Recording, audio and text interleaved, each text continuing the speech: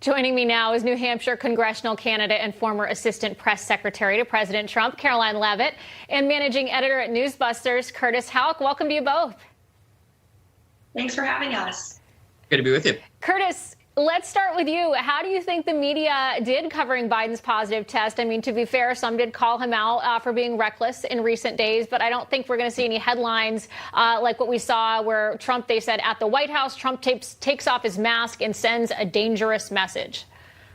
Yeah, no, the only critical coverage that I saw today was of Karine Jean-Pierre not putting out the White House physician to take questions, something that President Trump did with Dr. Connolly. They didn't like what he had to say and they thought he was lying, but Dr. Connolly was out there taking questions from reporters outside Walter Reed, if not every day, I believe that he was there. You know, the media today are doing, what it should happen when a president is sick. People wish him well. They ask questions. What medication is he taking? Where is he isolating? Those kinds of questions.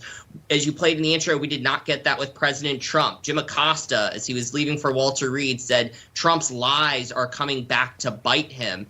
You had Don Lemon and Brian Stelter make sweeping generalizations about the right as hateful. Don Lemon wondered if President Trump would be incapacitated soon. It was just gleeful and disgusting. And you haven't seen that today from the right. You've seen people wishing President Biden well.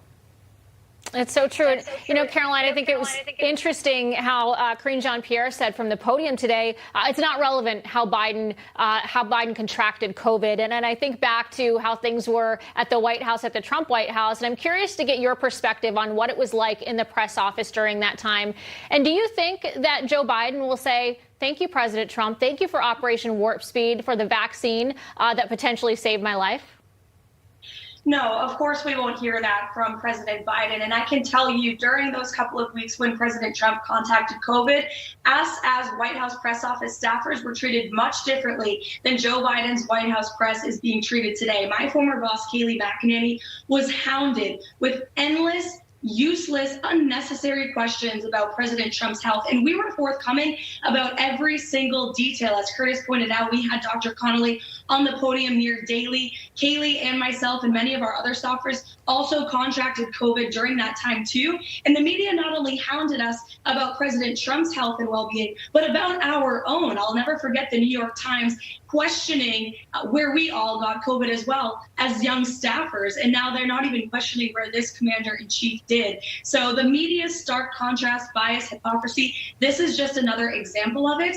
And there's no doubt they were incredibly biased towards us in that White House. I saw it firsthand. It was definitely a chaotic couple of weeks. And I'll never forget, most importantly, the New York Times insinuating nearly just moments after President Trump contracted COVID that he would not be fit to run for a second term. They're not saying that about Joe Biden today, even though he is.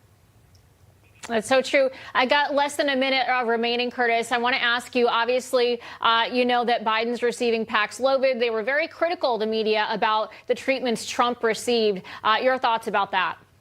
Yeah, exactly right. With hydroxychloroquine, that was something that we saw that night as well. Brian Stelter and Sanjay Gupta, they were almost, joyful, ebullient, really just out of their minds like children, excited that it didn't work, I guess.